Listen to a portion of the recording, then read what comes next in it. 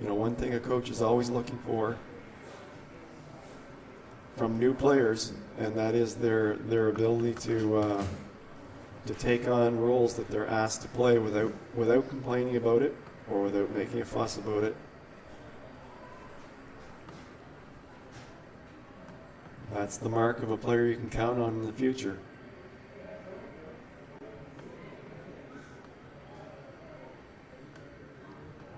Well, again, play focused mostly in the midfield. Seawolves have the wind advantage.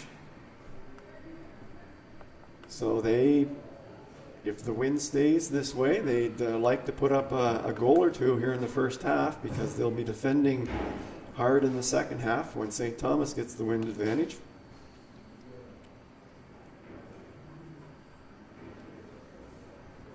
Although we talked about this last year, sometimes when you're playing with a strong wind, you really have to make adjustments. The ball needs to stay on the ground because if you're putting it in the air, it's always running through the end line.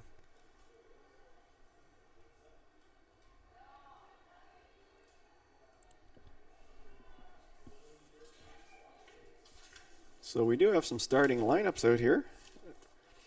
We'll start with our visiting friends, the St. Thomas Tommies. We've got number 12, Hannah Tran. Number 11, Rachel Hanstra. Number 18, Lenny Breniol. Number 3, Virginia Phillips. Number 16, Avery Erb. Number 20, Olivia Fillmore. Number 21, Ava Slip. Number 15, Delaney Hancock. Number 9, Zoe Votor. Number 14, Katie Davidage. And the keeper, Marissa Archibald. For the Seawolves, we've got number 1 in net, Casey Grant Spin. Number 15, Grace Gordon. Number 20, Haley Coleman. Number 8, Trinity Gaudette. Number 4, Hope Gaudette. Number 6, Isabel Milliton. Number 5, Jenna Brenton. Number 7, McKenna MacDonald. Number 3, Scarlett McDonald. Number 10, Sophie Hunt. And number 16, Josie Splitgerber. And Seawolves definitely had a chance on that one.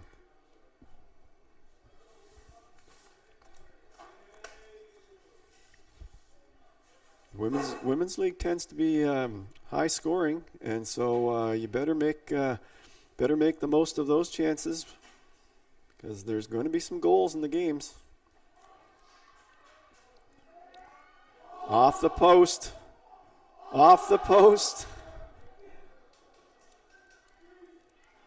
A mad scramble, and that one is shot wide. Oh. Well, they're getting a good round of applause from the men's team. Men's Seawolves team are out in full force here today. University hasn't started yet, so they've got lots of time on their hands today to be out here cheering for the girls.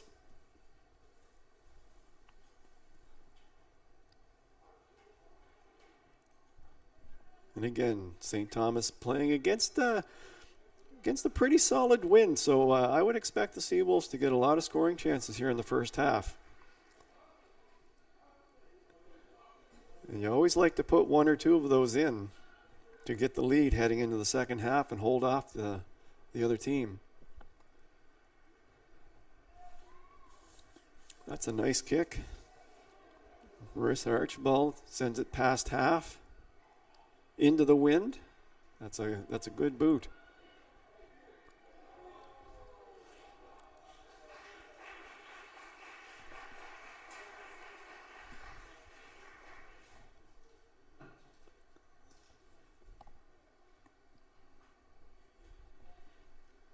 So we're approaching 10 minutes in now.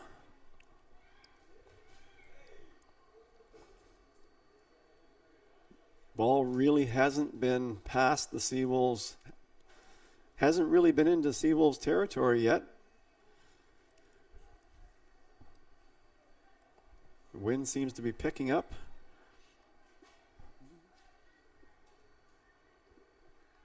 Tommy's, like I mentioned earlier, need to keep the ball on the ground.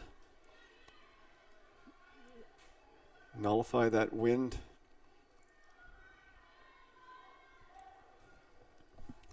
Tommy's stringing together some passes there now.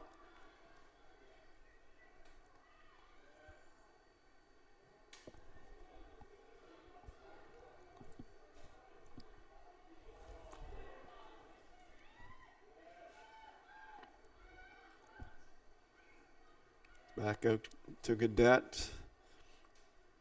And she just sends it out to the sideline. So the Tommies have their first opportunity today to see what they can do.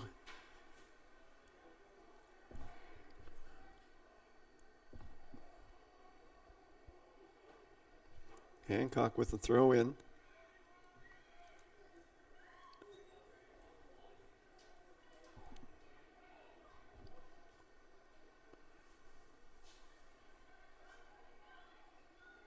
Oh, that's a dangerous ball back into the box. That was a dangerous ball. If the STU player had been alert, they could have run right onto that one. I don't think they were expecting that pass back.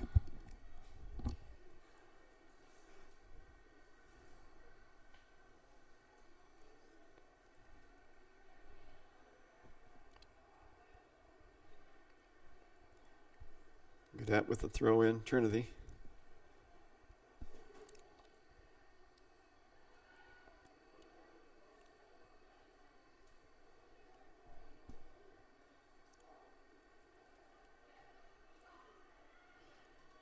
Splittgerber battling for it inside.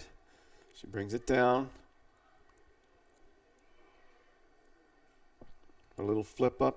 Hope Gaudette.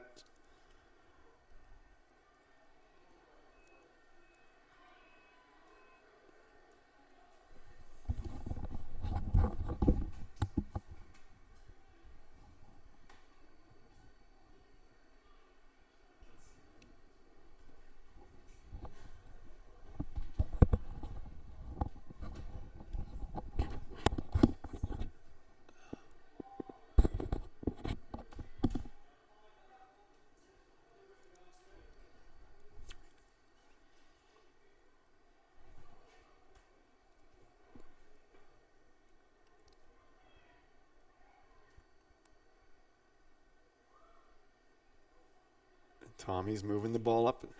They're doing a good job moving the ball on the ground. Starting to string a few passes together. Like I said, it's going to take both teams, well, probably more than this game to get sorted out. This is an early season exhibition game, and it takes a long time. When you have so many players on the field, it takes a long time for them to gel and work together. Most Canada Games teams train for 3 years straight out before they start to gel, so certainly can't expect it in one game here today.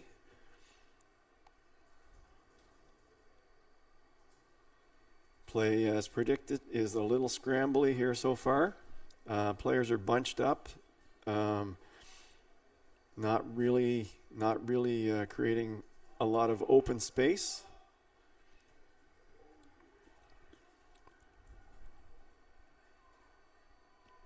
Scarlett McDonald made a challenge on it, but she couldn't get to it. Marissa Archibald was alert, came out and got it.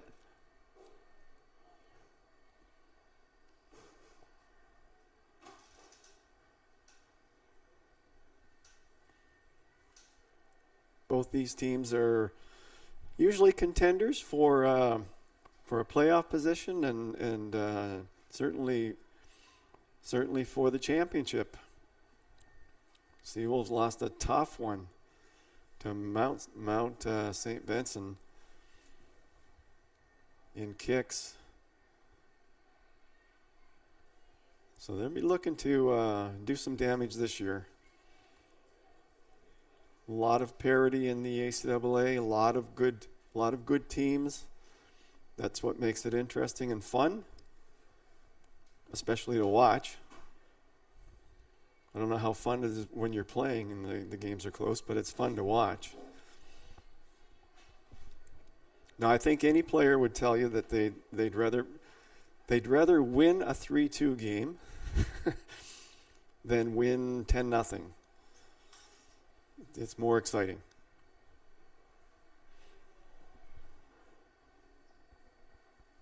A 10-0 win just means the other team's really bad. A 3-2 win means you're probably a good team against another good team.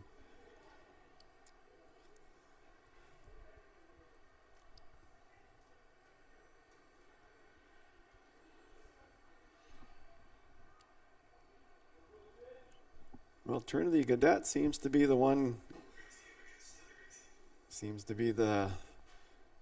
designated throw-in for the Seawolves. Stu Tommy defense playing solid so far. Certainly the goalposts have helped a lot. 2 goalposts in one play for the Seawolves. And 1 off the crossbar. Still no score, though. Tommies don't care how many crossbars were hit. There's no score. We're almost 17 minutes in.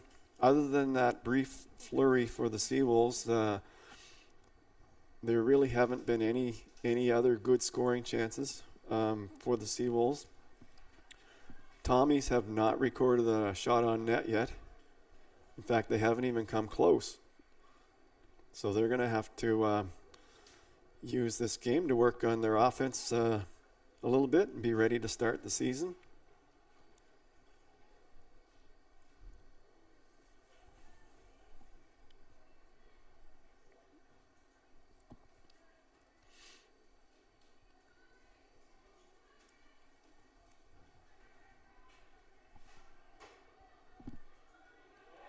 Battle on the sideline.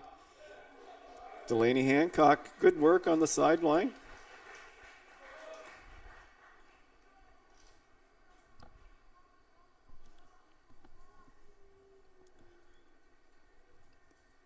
Tommy's doing a pretty good job here containing the Seawolves with this wind advantage. It's a big one.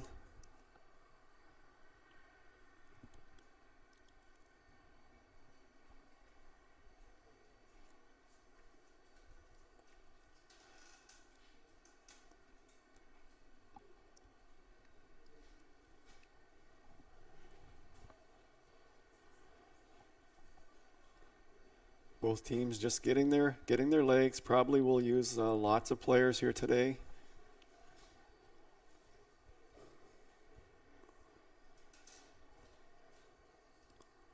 I'm not sure if the limited substitution has been waived for this game, for this exhibition game or not, but normally teams are allowed 5 substitutions per game, unlimited at halftime. So if you make a substitute at halftime, it's not counted against your 5. So a lot of teams do make a substitution or 2 at halftime so that they can save their 5, for later in the game, because really the players start to get a little bit tired around the 70th minute, 80th minute, and a lot can happen in the last 10 minutes of soccer game. Especially if you've got a stronger team that's been exerting a lot of pressure on the other team's defense. Well, the defense will start to break down later in the game from fatigue.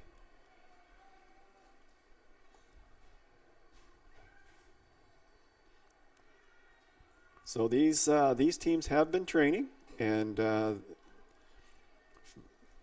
but still, it's early, and they're certainly not in the condition they're going to be in come 1st of October, second week in October, as they get ready for playoffs. Many of these players would have played summer soccer as well, but again, it's not quite the same as practicing every day, and they certainly wouldn't be practicing every day in the summer with summer jobs and other commitments.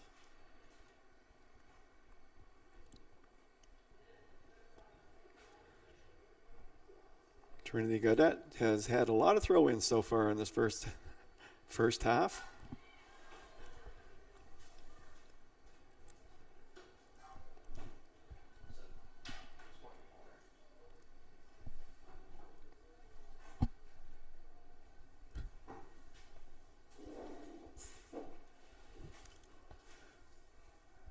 Tommy's taking their time here.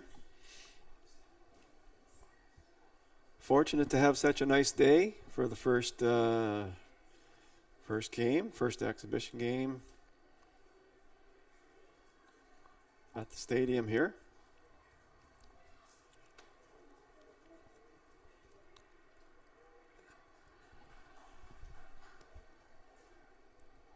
If you just joined us, we've got St. Thomas Tommies, UNBSJ Seawolves exhibition play today. So we're just working out the broadcasting kinks today. Get ready for the home opener, which is Saturday, September 7th, 1 p.m. against, you guessed it, Mount St. Vincent. That is going to be a game to catch, and you won't want to do it on this broadcast. You'll want to be here at the stadium. But if you can't be here at the stadium, well, join us, because it's going to be a dandy.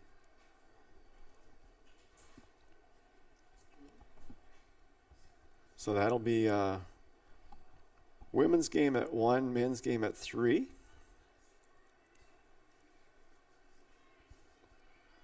September 7th, it's coming soon. We're almost out of August.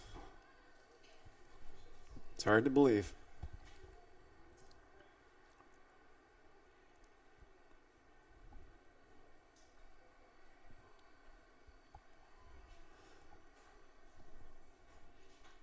The last couple of years, we've actually had some great weather here at the stadium in September and even into October.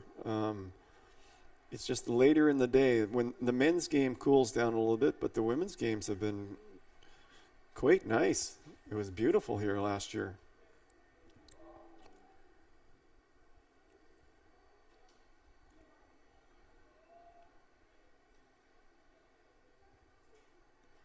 So we continue to see some midfield action, scrambly play as expected. The coaches will have something to say at halftime.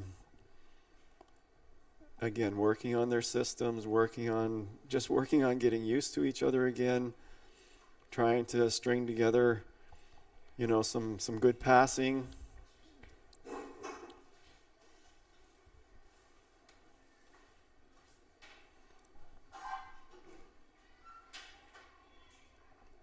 One of the most underrated aspects of soccer is what you're doing off the ball. On offense, you have to be creating space. You have to give the ball carrier options for passing. Your top teams, your good teams are moving all the time. They are moving, and the player with the ball, for the top teams, the player with the ball usually has at least 3 options to pass. 3 passing options. The poorer teams are standing more still. They're not providing those passing lane. They're not creating the passing lanes, and players have fewer options. The defense reads it, and they take the ball. That's a nice, see, on that play, McKenna McDonald She stayed nice and wide, right at the sideline. Here at the stadium, it's a little tricky on the sideline because you see the football lines in white and the soccer lines in yellow, and sometimes, especially the visiting teams, you'll see them standing inside the white line, and that's the football. Those are the football lines, and they won't come out to the yellow for some reason. Seawolves, of course, should know that, and they do most of the time. But I have noticed that with the visiting teams tend to play inside the white line. I don't know if we're trained to do that or what, but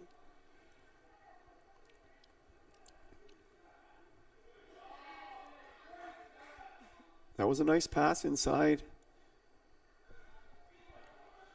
Delaney Hancock is having a good first half for the Tommies. She's passing the ball well. She's moving well.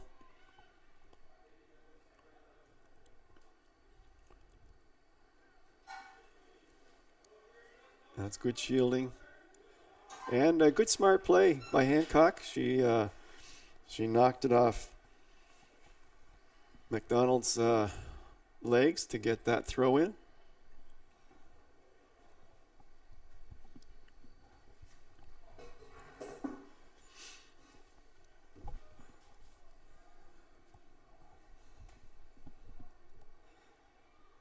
The official has his hand up for offside. I didn't see where anyone was offside, but maybe someone was tucked away in a corner somewhere.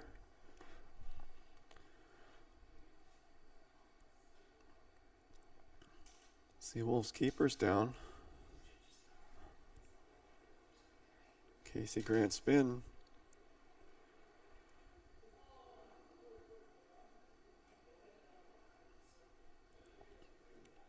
She hasn't moved yet. I don't know. That looked like an innocent play there. It was offside, and the STU player went in. May have stepped on her foot or something, or done something inadvertently, because it didn't look like anything from our vantage point.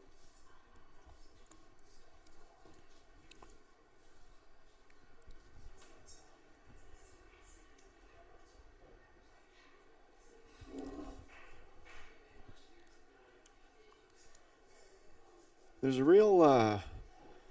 real knack to exhibition play because,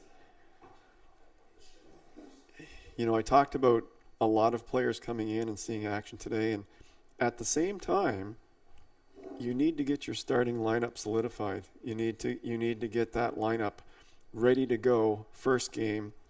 Mount St. Vincent, home game, you have to win your home games.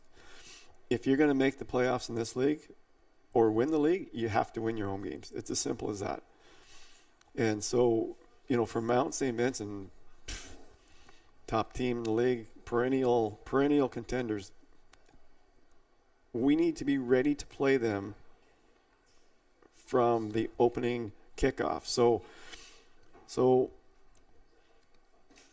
to just give everybody time in this exhibition game, I don't know. I think you blend some players in. There haven't been any substitutions yet, so I think PJ is thinking ahead to that Mount St. Vincent game and saying, okay, we need to have our starting lineup ready to go, solidified and ready to go. So I think he's kind of sticking to that plan right now. And I think STU are doing the same thing because they'll be playing them on the Sunday, because Mount St. Vincent and Kings usually do the swing this way together. So Kings will be playing STU on Saturday, and then on Sunday, Mount St. Vincent goes to STU, and Kings comes to UNBSJ. It's a tough opening weekend for the Seawolves. Really big weekend for them. Right out of the gate, it'd be nice to have a a warm-up regular season game or two against, maybe a couple of the weaker teams in the league. That's not going to happen this year. So this is as far as I'm concerned, this is more than an exhibition game. This is a game that's getting the team ready for Mount St. Vincent September 7th. And they have to use this game to their best advantage.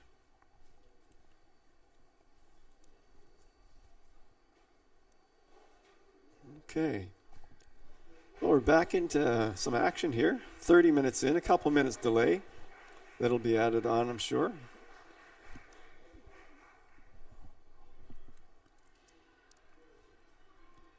I think I see 3 subs getting ready to come in for the Seawolves.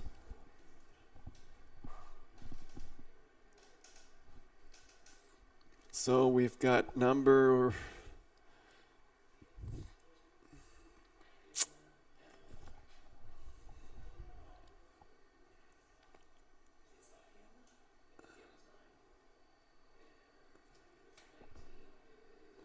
10, 7.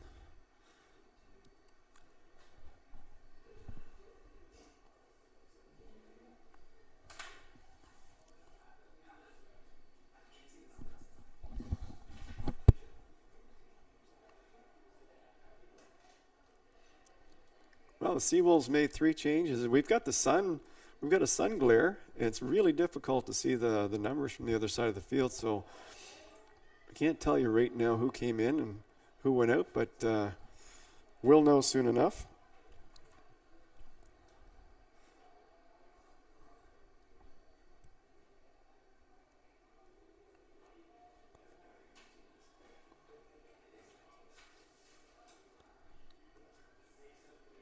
Well, Fiona Whalen's back in now in the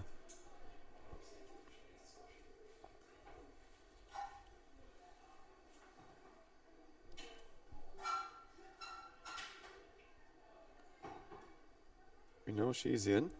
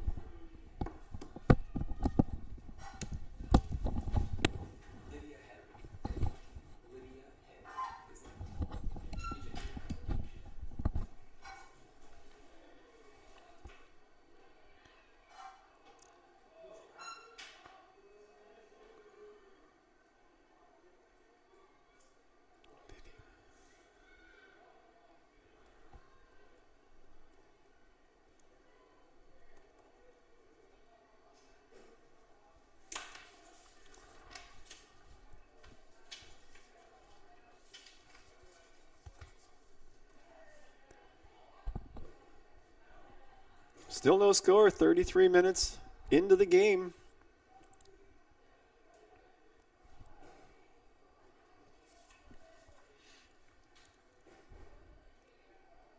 Well, the Seawolves are certainly fortunate to have Josie Split Gerber back for another season. Does she ever know how to score goals? And like I said, this is a league of scoring goals. You have to be able to score goals in this league or you're going to be left behind. And Josie Split Gerber, she is in the right place at the right time a lot of the time. She led the Seawolves last year with 8 goals, and I expect her to even get more than that this year. I think she's going to be up around 12 goals this year for the season. She missed some chances last year that I thought she could have had, or potentially, possibly could have had, and I fully expect her to get over the 10-goal mark this year easily.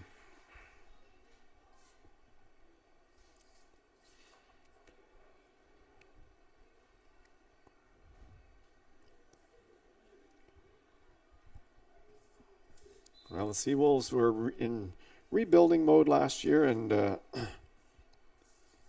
they're not in rebuilding mode this year. They've got a team. They're ready to go, and they've got some good recruits. Emma Como, she's center midfielder. She's coming from Miramichi. And Jenna Brenton, she's from Nova Scotia, another center midfielder. She's taking arts. Lydia Hebb. Lydia Hebb's on the field right now, number 19. Seeing her first action. She's a left back, right back. We were talking about that versatility. Good for her. She can play both sides in the backfield.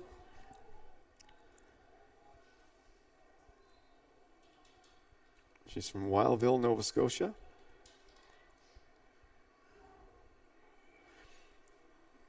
I mentioned Jenna Brenton. She's from Upper Detallion, Nova Scotia. Grace Gordon. She's a center back from Kelowna, BC, a long way away from home.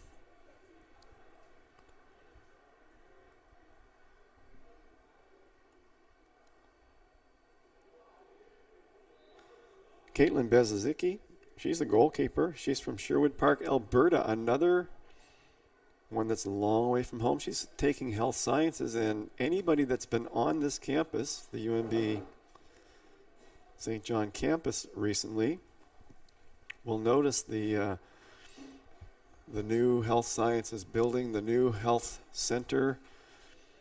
It's going up, and it's changing the look of the landscape. I was on the other side of the field at the benches, and you see this big building starting to take shape, and it's definitely changes the landscape.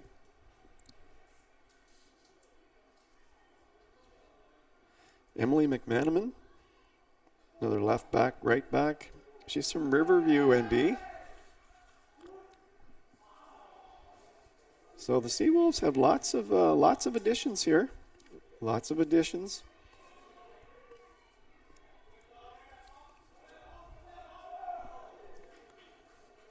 And Grace Gordon, she's another key addition.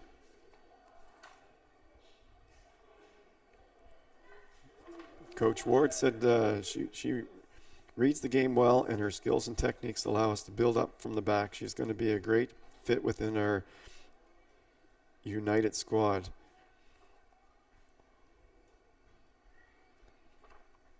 And I know how much PJ Ward coach thinks of Josie Splitgerber. You know, he definitely thinks she can lead this team to great things.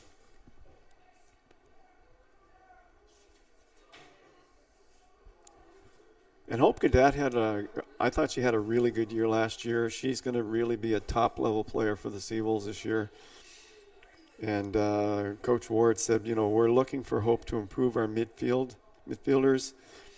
She had an incredible summer with Fundy Soccer. So we're expecting that to trickle into the preseason and regular season.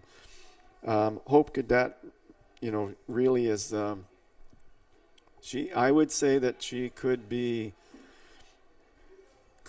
one of the key leaders for the Seawolves this year. I love the way she plays. I love the way she competes. And she's a top-level player in the ACAA.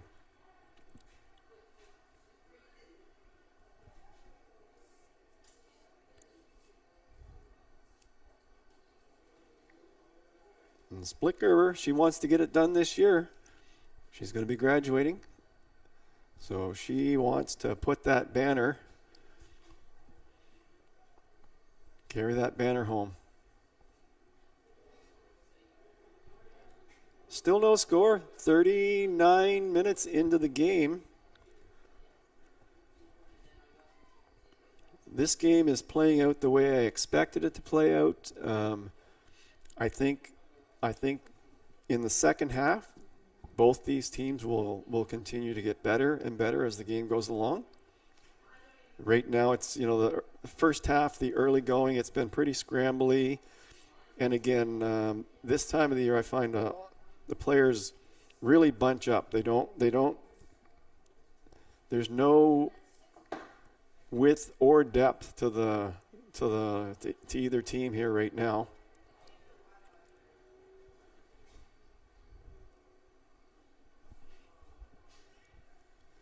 But that's something that happens, and it'll start to happen in the second half.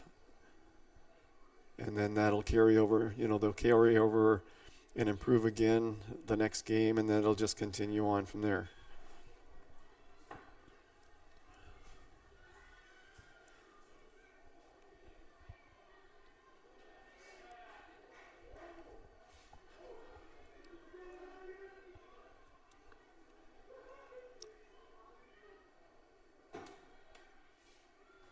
Tommy's starting to move the ball a little bit better here, a little bit more sure of themselves as this game goes along.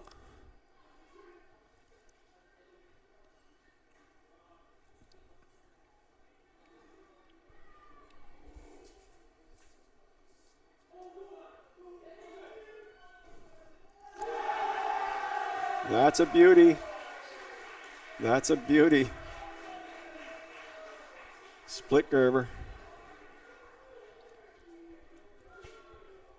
Well, like I said about 3 minutes ago, I'm expecting her to score a lot of goals this year.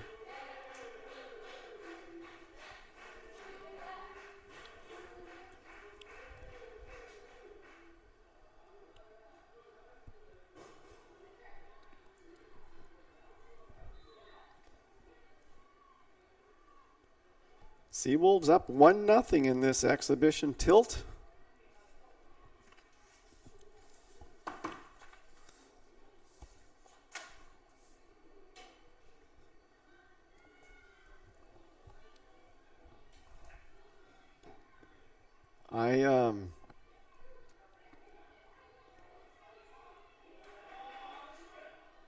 You've heard the saying, winning breeds winning, and I really believe that. I think you're trying to do two things today. If the Seawolves and the Tommies are doing the same thing, you're trying to develop your team because it's an exhibition game, but you want to win the game while you're developing your team. Why not have both if you can have it? That's a nice ball out to the, not quite far enough out to the wing. Like I said, the winger was in too deep to the center instead of being out wide, and it is amazing to watch. But the visiting teams will more often than not play off that white line instead of the yellow line.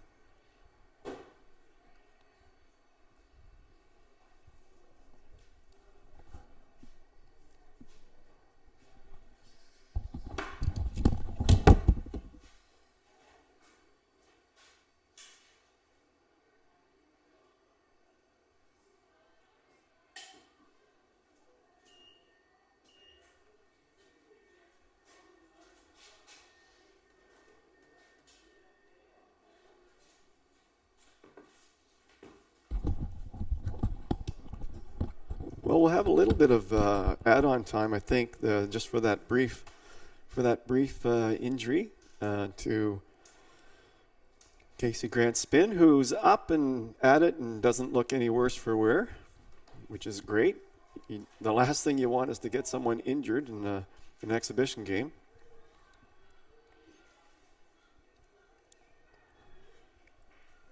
I think the Tommies have looked a little bit better here as the second half. They're starting to put some through balls to the back of the defense of the Seawolves and forcing them to keep things tidy back there.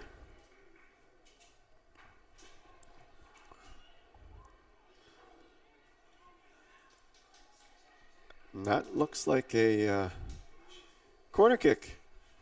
So the Tommies have really their first first real chance to do some damage here.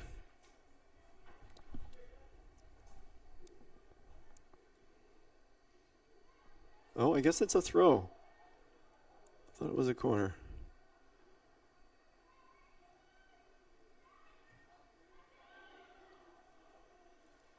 And it's going to run at the end line.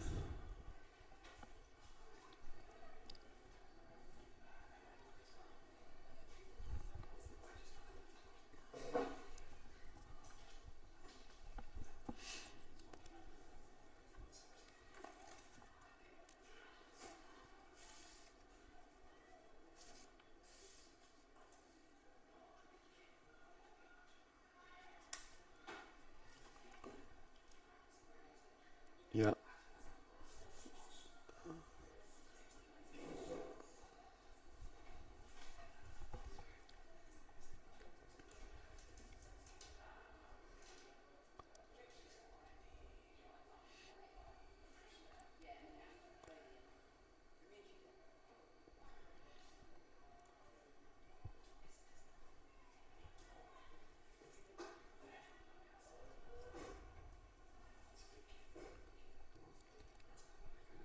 Yona Whalen couldn't hang on to that one, so it's going to be a STU throw-in.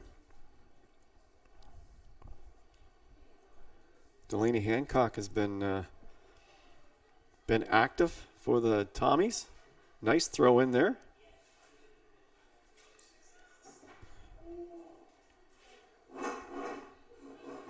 Katie Davidge tried to dribble to the inside, but it got kicked away. So Split Gerber, one of the ACAA's top scorers. She has wasted no time getting on the board this year. She likes scoring goals, and the Seawolves like when she scores goals.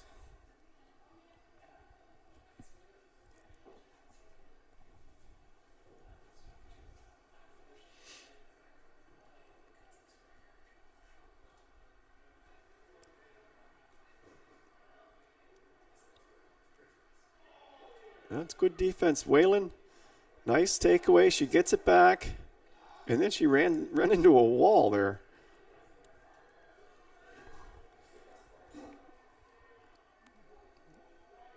The pace starting to pick up a little bit. As anticipated, both teams are passing a little bit better as the game goes along, and the Tommies are starting to put some balls behind the defense, and that's going to wrap it up for the first half.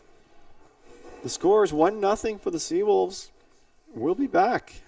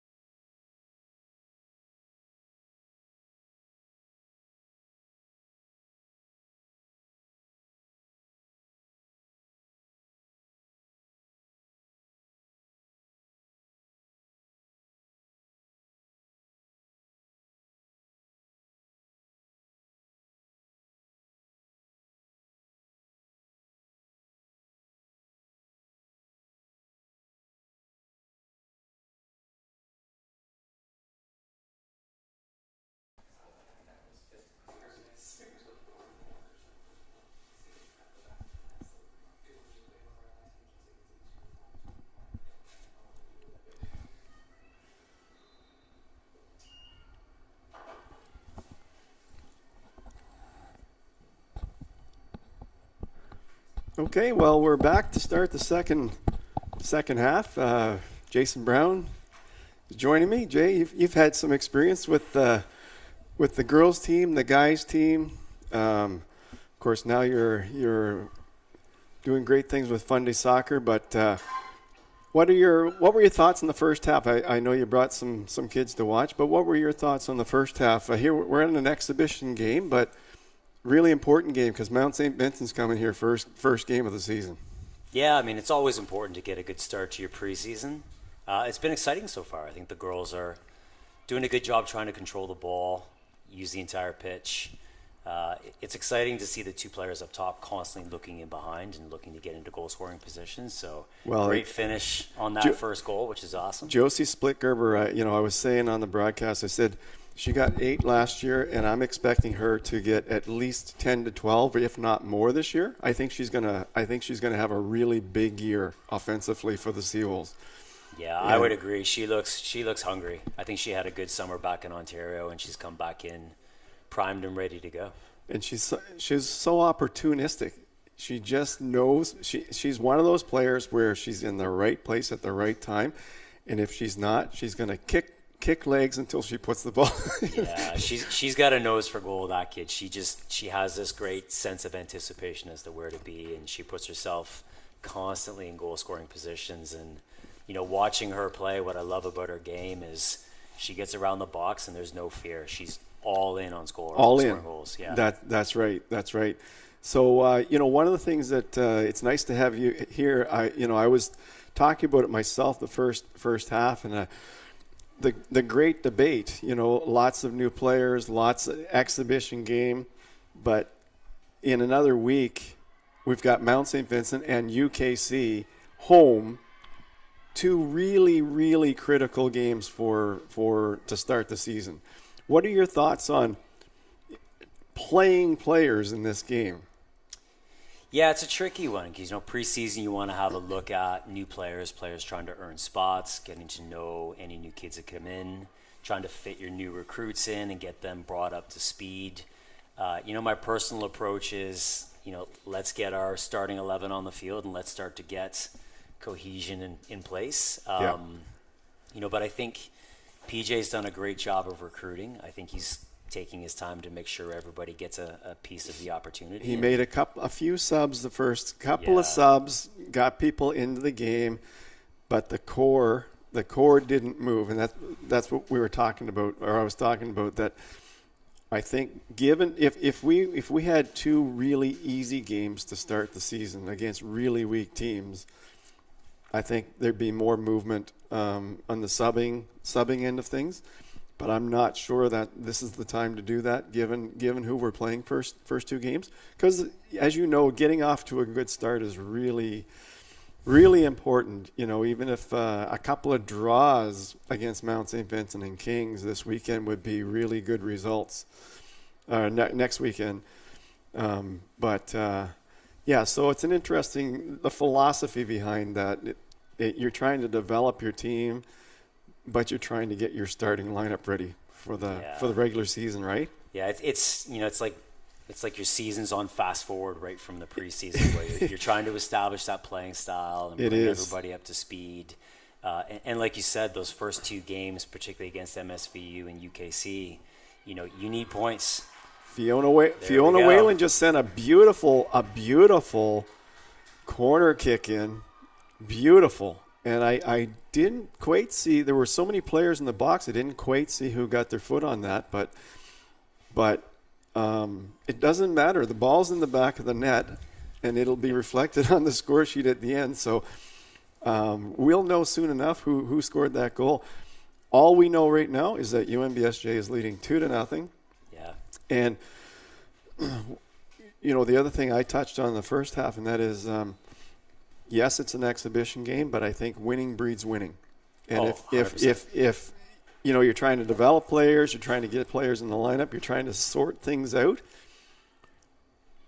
but it's nice to be able to do that while you're winning.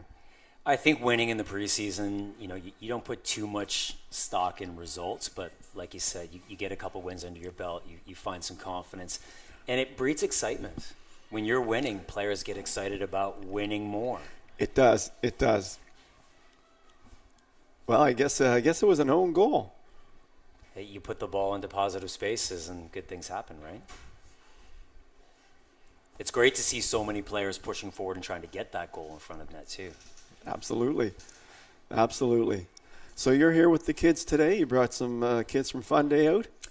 Yeah, I saw the preseason schedule, and Thursday morning, kids aren't in school yet, so we said, hey, let's grab as many as we can and get them out and expose them to the quality of play at this level. I think a lot of our young kids, don't necessarily appreciate or understands the quality that PJ is building here at UNBSJ. So we wanted to come out and support the kids today. Are you staying for the men's game too, or? We are indeed, yes. Our club has some alumni on both squads, although we will be cheering far more heavily for the Seawolves. But we did want to come out and support. Now, the do you have some alumni on the Tommy's women here today? We do. We have Who do you Caitlin have? Steves Okay. And Ella Mercer, both of whom I would expect will play big roles in their regular season games. Yeah. So it was great to see those two. Those are both high-quality players and high-quality people.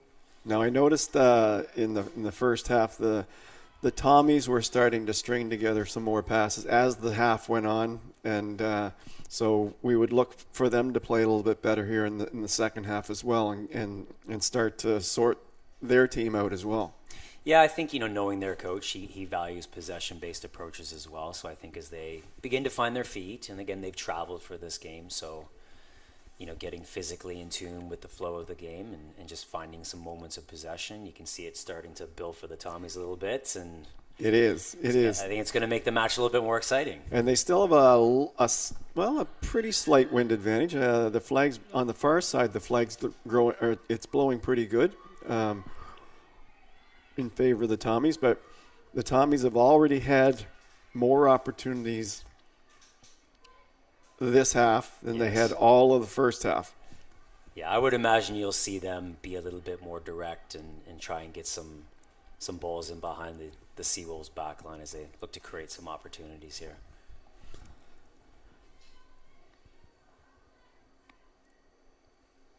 Now, who's that in net for the Seawolves?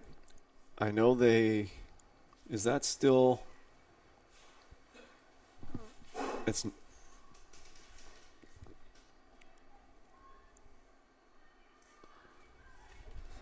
okay, so the Seawolves, they have made a change in the net, and we've got Brzezicki in there,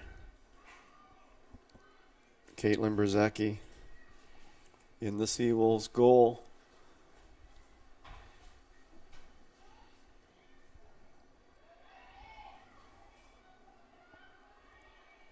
Split Gerber, she's a handful. And she stays on the ball. Like, she does not leave. If there's a ball to be fought for, she's going to fight for it until she doesn't have it. Yeah, she has a really high competitive drive, and I think she sets that tone for the rest of her teammates. Yeah, she's a good leader in that respect. No doubt about it. Yeah, I'm always impressed with how strong she is in the ball. Once it's in her feet, she rarely gives up possession. She's a surprisingly good passer, but I love the fact that she's always looking to score goals. Well, this is a competitive league. There are several teams, making the playoffs in women's soccer it's a real challenge. I think every year, as you see, particularly the quality in the ACAA grow, it's becoming harder and harder. And I think they've done a good job this year recruiting. I think they've got some great returning players. I think they're going to have a really good season. And if you can get into playoffs, that's when anything is possible. Anything can happen. Anything can happen in the playoffs. I mean, look back to 2 years ago. Mount St. Vincent men's basketball team came from the number 6 spot to win the championship. When you have that parity, that's what happens. That's why we play. It's just getting into the playoffs. That's the key. That's the challenge. Right? That's the challenge. But that's why we keep talking about these opening 2 games. You know, you need to get off to a good start. Indeed. Oftentimes it's that 4 to 5 win marker that gives you that certainty of getting into playoffs. It is. So if you can get 2 wins under your belt early. Well, that's with 10 games there. left. That's right. That's right. And there are a couple of teams in the conference that you would expect to beat twice. So if you can take 1 or 2 from, well, you probably won't take 2 from Mount St. Vincent, but if you can take 1, split with them, split with Kings, you're doing pretty well. Yeah, I think MSVU and UKC typically have strong programs, being from Halifax, which is a soccer hotbed. Well, it's also, it's a soccer hotbed. Plus, Halifax Dartmouth, I think, has over 1 million people now. It is definitely a growing community. It's a big area, and so even by default, when you have that many people in an area, sometimes even just by default, you're going to have that many good players. I think starting those first 2 games at home is critical as well. Not having to travel. Now here's a question. Here's a question for you. So for those of you who don't know, Jason has coached both he played on the men's team. He's coached both the men and the women. So here's a question for you.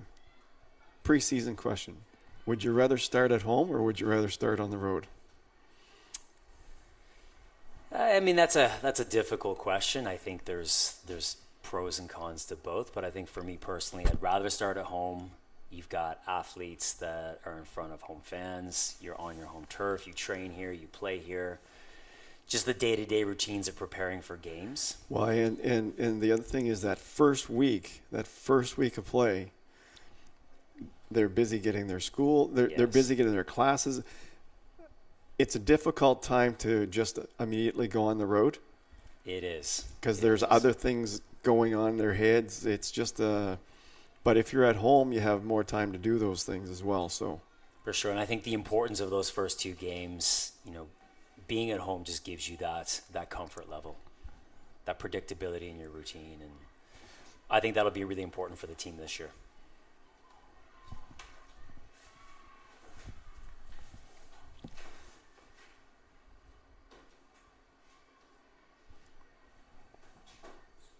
Well, we're about 12 minutes into the second half. Seawolves will still maintain that 1-0 lead. No, it's 2-0 now. That's right. It's 2-0.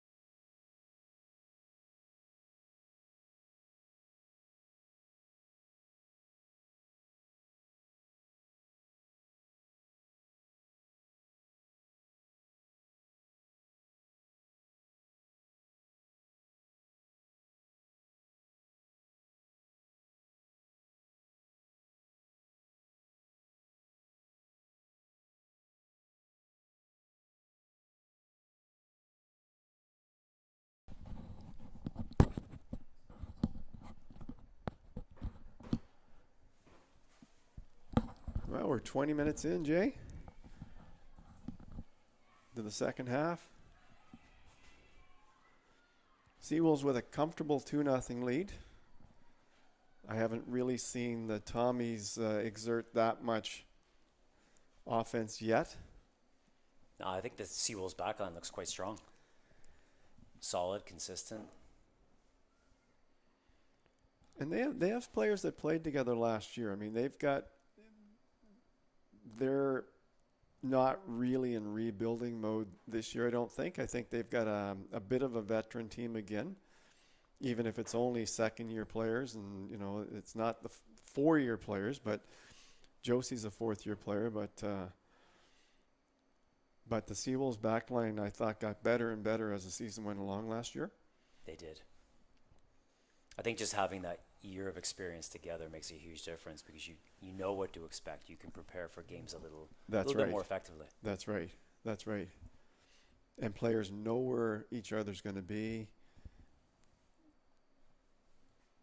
So everything's just a little quicker. Decision making's quicker. Everything, you don't have to think too much about it. You just play. Yeah, it definitely looks more connected, I think. You know, tactically, they look a little bit sharper. They look on the same page, which is good. Especially this early in the season. Now there's an alumni game on Sunday. There is. Now, are you playing in that game, Jay? I am beyond those playing days. Oh, here we go. Seawolves, Split Gerber. No, we got a STU player down. But there was an example right there, again, of Split Gerber. She almost made something really out of nothing there. She can physically impose herself on a lot of backlines. It's because that wasn't really a great opportunity, but she almost made it a great opportunity. Again, I think you'd like to see her be a bit more selfish there. And I thought she was going to turn and hit it. Indeed, yeah. So Jay, back to the alumni game. So you're not playing. You're still as fit as any player out there. I know that for a fact. Fitness is relative. I may be fit, but I am definitely not as fast as I used to be. So, but it's exciting. It's exciting to see some of the names coming back out to play and get together. And in talking to Coach PJ, he's got a nice cross-section of players coming back from different generations, good, which I think is great for the program. Yeah, absolutely. I think for those of us that played and coached here, it was a positive experience. So the opportunity to come back and reconnect is nice. I see UNB St. John is having an alumni weekend, the 20th and 21st, I think it is. Saw that on the sign as we were driving in. So, lots going on the first couple of weeks of September. Yeah. Now, did you see the new building from the other side of the field? It's quite imposing, that new building. I did. It's great to see the expansion on campus. It is. I mean, especially in that field, the health field is a growing field, and so that gives UNB St. John a niche. Other schools have a niche, like St. Thomas. It's the arts program, like the liberal arts. That's a niche for them. Mount A has their commerce and the business side of things, and so it's I think it's really good for a school to establish a niche programming, that identifiable programming. Yes, for sure. I think when you look at the health sciences, it gives PJ a recruiting platform that maybe other schools don't have, and to have that opportunity to draw really strong student athletes, is important as well.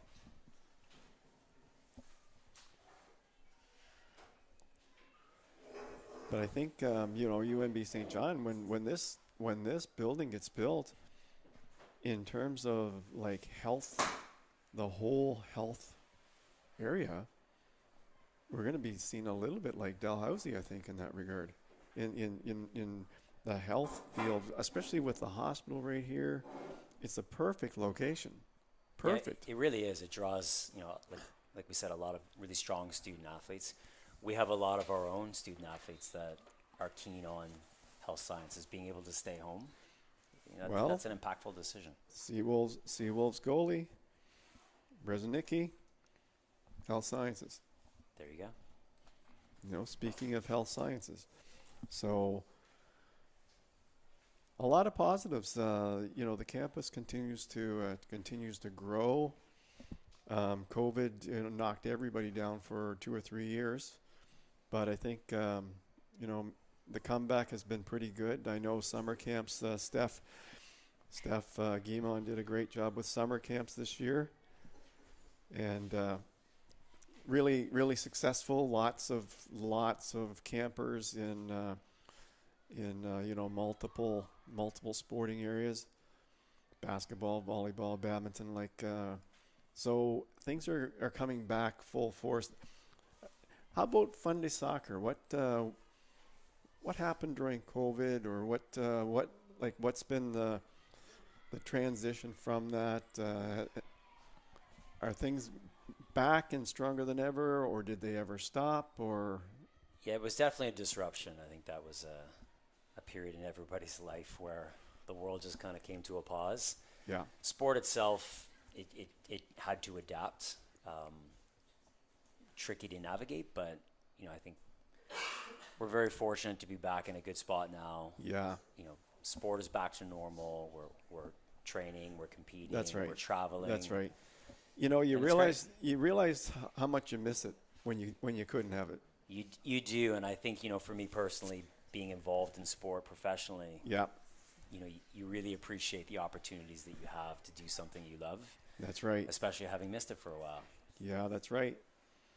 A lot of us, our lives are centered around being involved in sport, and when you can't do that, it changes your daily routine.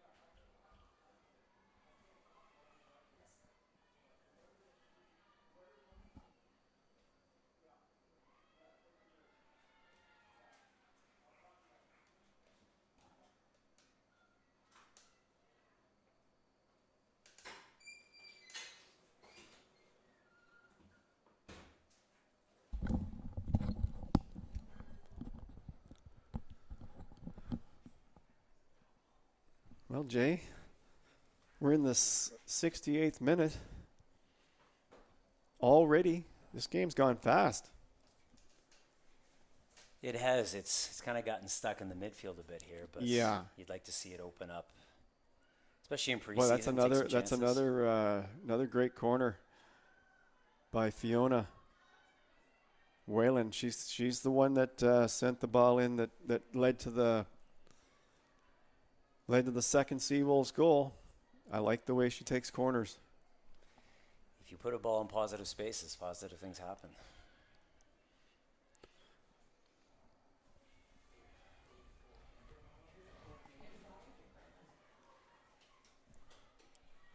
Not too many people get past Haley Coleman. She's strong back. She's done well today. She plays the backfield like Splitgerber plays the front. She is not letting anybody by her. Yeah, you definitely need a physical presence back there, and she is certainly a physical presence. She is.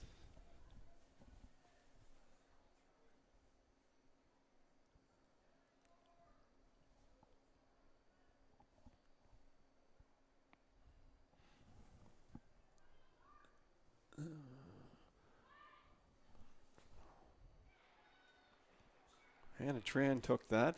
couldn't see her number from where we were till just a second ago, but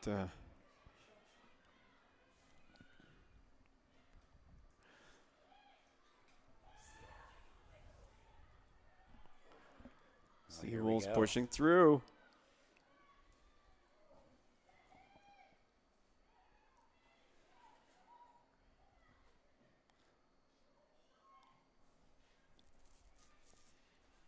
I find this is a good day. It takes even in the broadcast booth, it takes a game or two to get into the mode of recognizing players immediately.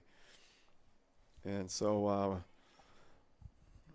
little slow off the mark today, but exhibition will be ready to go. It's everybody's preseason. It is. Everybody's preseason. Well, plus there's new players. You know, you get to know players over the season. So.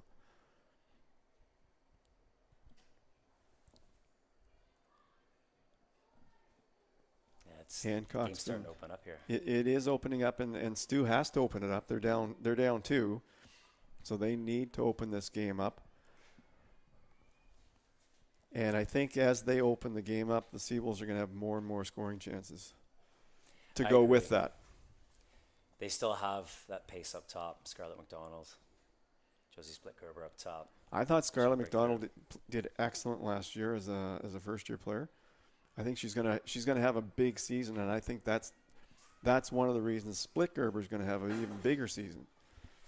They play off each other quite well. They do, and now they've got the experience of doing it. They're gonna both have that. McDonald's she can fly. She's got wheels. Fast. She is exceptionally fast.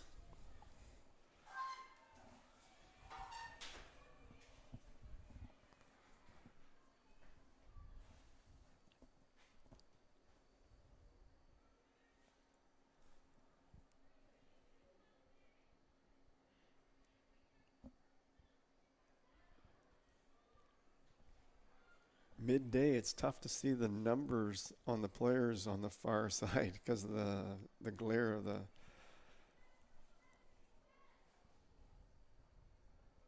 Yeah, it's starting to get surprisingly warm out there too, so it'll be interesting to see how the players manage the heat and fatigue.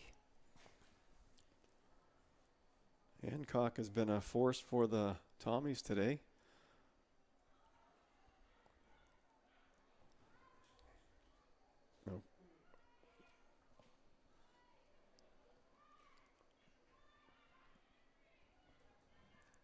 Oh, that's a good through ball right there. Ball.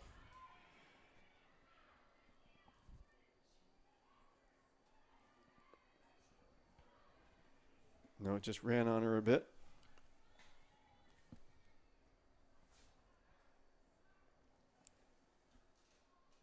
It's going to be a throw-in for the Tommies.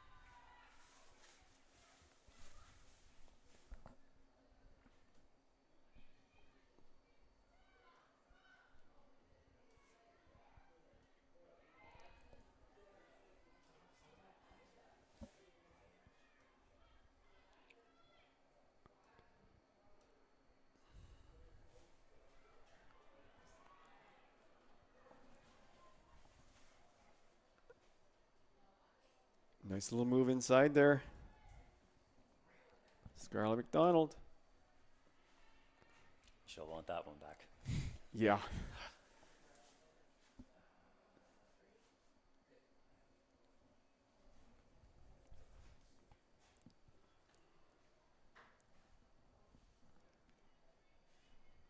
Not a bad crowd for an exhibition game. Midweek day. Yeah, it's good timing. Good. School hasn't gone back in yet. It's perfect. Oh, that's a nice ball. Hancock sent.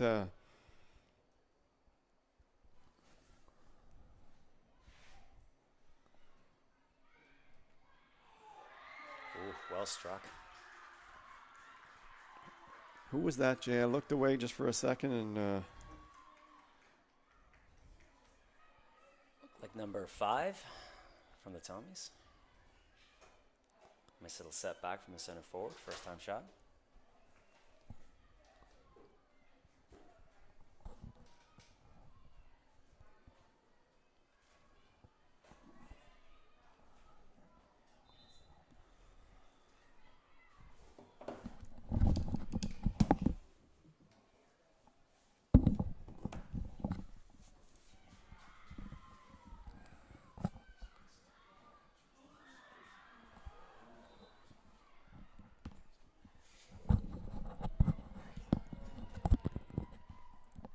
so Jenna Brenton, number 5 for STU. Pounded that one home, you say? Yeah, number 5 for Stu. Positioned herself well at the top of the box. Nice setback from the center forward. Well, it's a good strike. And we talked about it. Tommies are slowly but surely starting to assert themselves in this game. First half, I don't think they got past half more than once or twice. That's not the case here, but they've got a little bit of a wind advantage. They're taking advantage of it. I think they've played with the wind well here in the second half. Yeah, they've used it well. They've used it to be a little bit more direct and get in behind, again being down, trying to push the tempo a bit. Well, if they keep getting chances like that, they're not going to be down long. They're really ramping it up now. I think too in preseason games like this, it's mindful to remember that you're working through some of these things. That's these are right. Things that you all take as lessons and you walk away and you come back on. That's right. It's exhibition play. Training, That's exactly. right. That's something to train on next week as they get ready for the regular season game. You're always going to have those ebbs and flows in games where momentum swings. So right now it's a good chance for the Seawolves to just absorb a bit, get their feet back under themselves.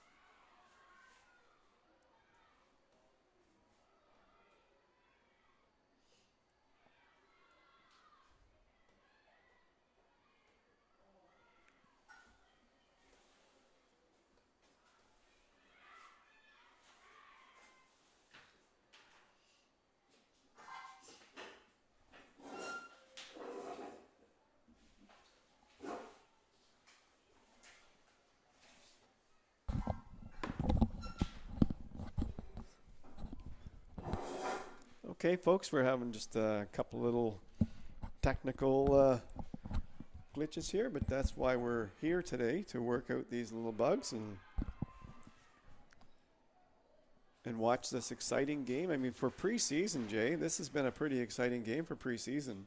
Yeah, it certainly has. I mean, it's picking nice up. to see them come out and try and score some goals. It is, and no doubt the Tommies have come to play here in the second half.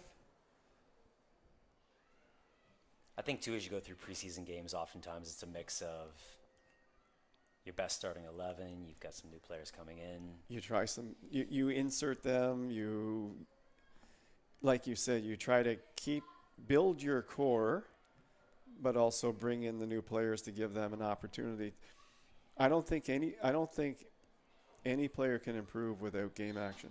I mean, they can improve, but I think to go to another level and to get to the point where they can contribute and help the team, I think they need to play a little bit. Yeah, I think at this level, especially when you're transitioning from, whether it's high school or Yeah. club soccer or Yeah. out of province even. Yeah, that's right. Just adjusting to the different dynamics. We're in the 80th minute.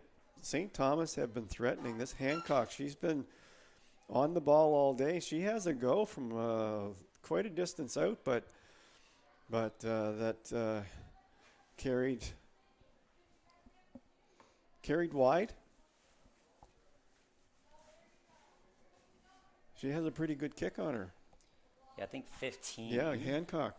Yeah, I think that's actually Caitlin Steves. For Stu? Yeah. I know her because I coached her.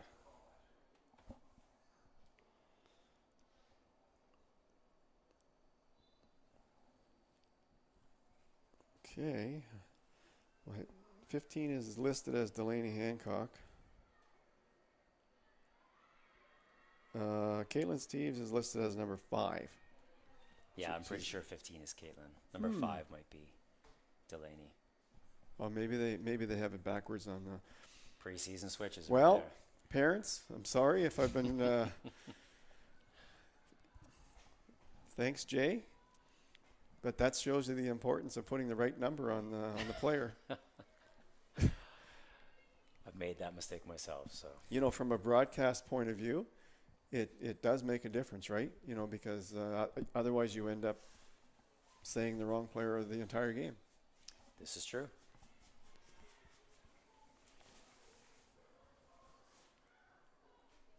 Yeah, you would recognize the players you coached.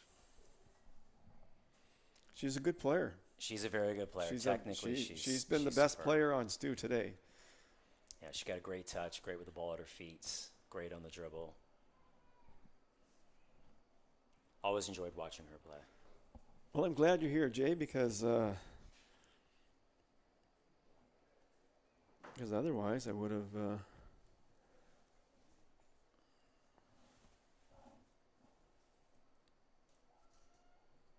That's a great ball in the box.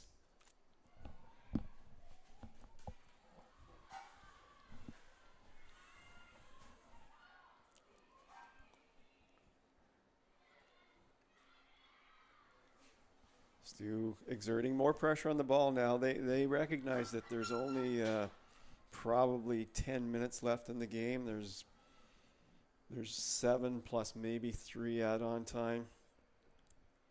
Don't think there's been any injuries the second half. So, No, it's been pretty fluid. Yeah. It's a great chance for St. Thomas to really work on pressing higher, taking that risk. It is. That's right.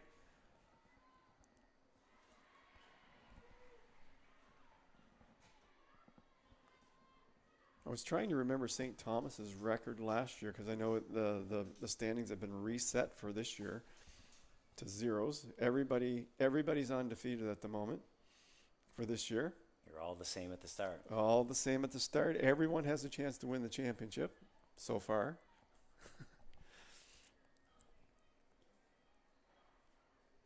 And this could be another dangerous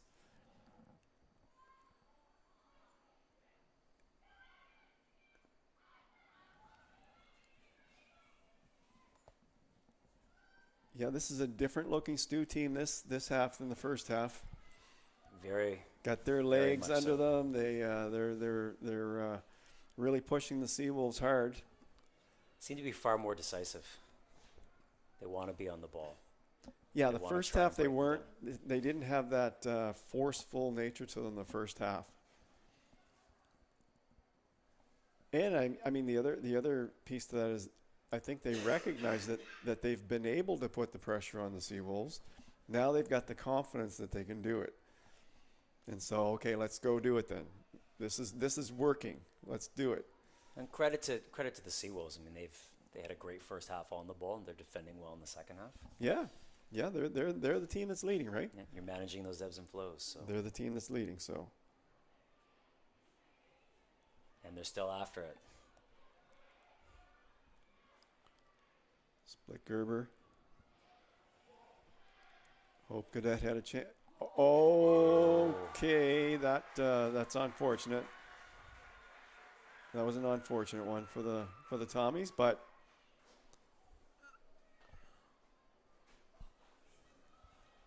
Unfortunately, I think that ball had a lot of spin. Like it came in and it came in and it took a big hop up.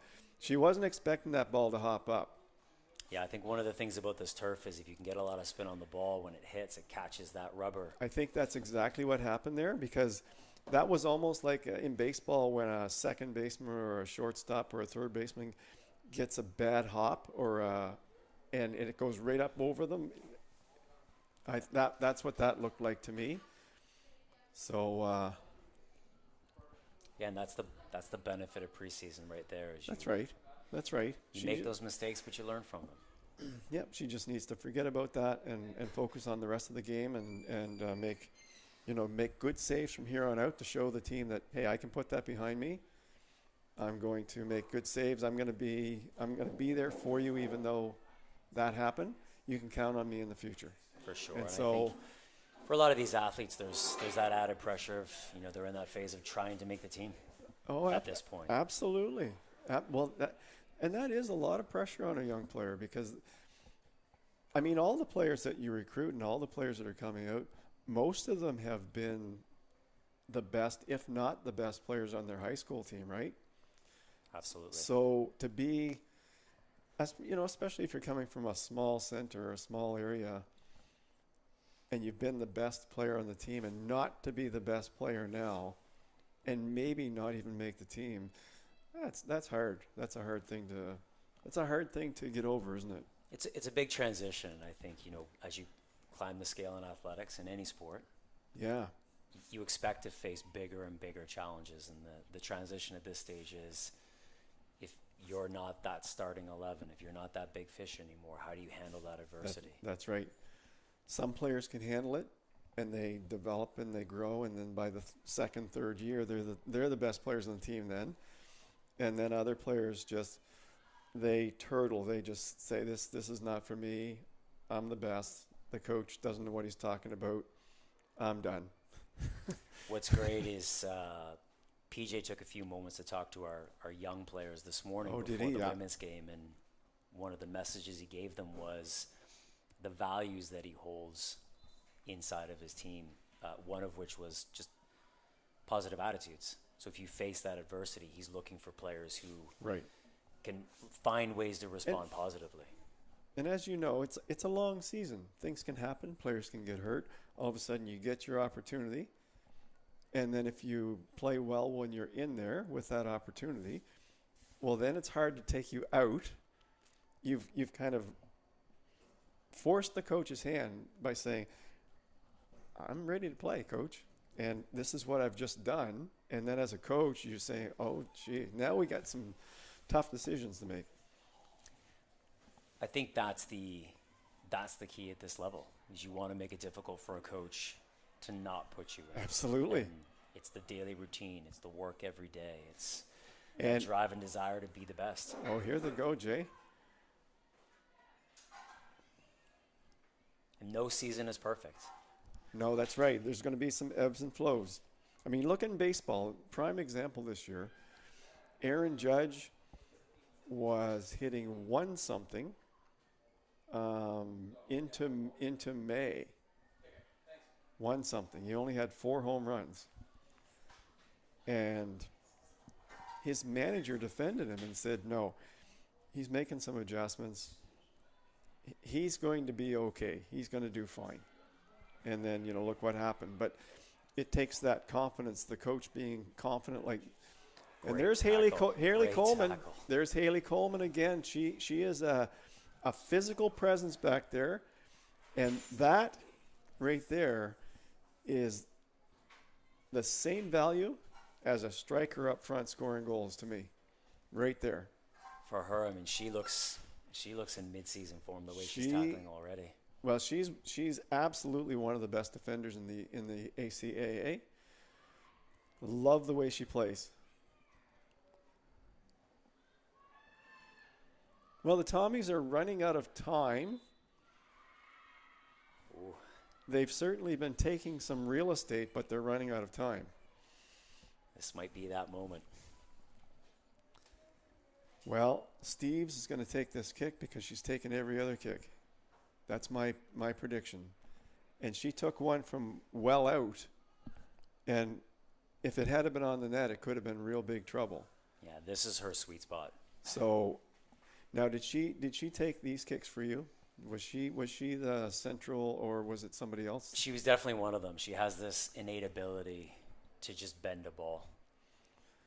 But she's a kid. She grew up in the Hampton Soccer Club. Yeah. And I know she spent countless hours on a ball, juggling, dribbling, practicing. Well, Great example of if you take the time every day to practice. she has. She's certainly been Stu's best player today, in my opinion. And she has a chance to bring this down to. Oh. Tried to sneak that one under the wall. Whoa.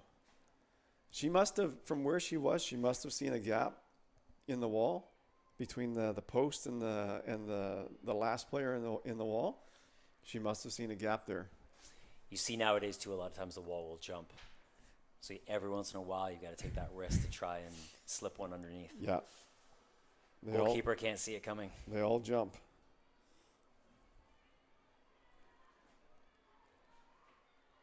Well, the Seawolves, we are now at, we're into add-on time now. And I don't think there's a whole lot of time to add on. Nothing due to injury, I don't think. I don't think there were any injuries this half. No, they'll ride this one out. Although I do enjoy, they're still pushing forward.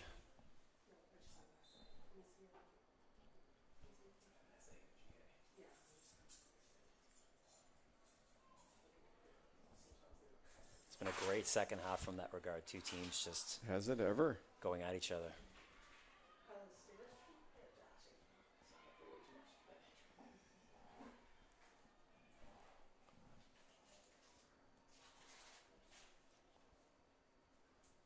But you're right. I think Stu came at the Seawolves hard. Seawolves bent but didn't break. Then they got that insurance goal, and now it's this one should be over for the Seawolves. Yeah, I think that's probably really that's a pleasing point for PJ. They had to weather some pressure. They've done a good job. They've stayed compact at the back. They've limited scoring opportunities. They have. I mean, Stu have had a couple, but not very many. And really, their only scoring opportunities have come off the corner kicks and off that free kick. Yeah, they're knocking on the door, but they didn't let them in.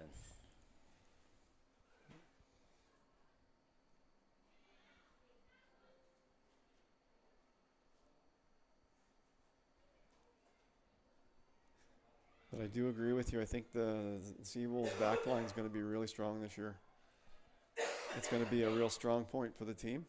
Oh, especially in a short season. Having that confidence in your back line to know that they can weather those storms and just give your forwards that extra time and opportunity to find the back of the net. Well, if you have a strong back line, you can push up a little bit more too. You can take more offensive chances. You can. And if you have a good goalie, it's even a good back line combined with a good goalie. I think you can really afford to pressure on offense a bit. Well, that's your foundation. You build on a foundation. Well, Jay, thanks for joining me for the second half. It's awesome. Yeah, it was fun. It's awesome. Thanks for doing that. And looking forward to the season. yeah, and we've got the men's game coming up shortly. And so if you want to jump up sometime during the men's game, that would be great. Have a little chat again. But for now, that's the end of the women's game. We look forward to seeing you when the men's game starts.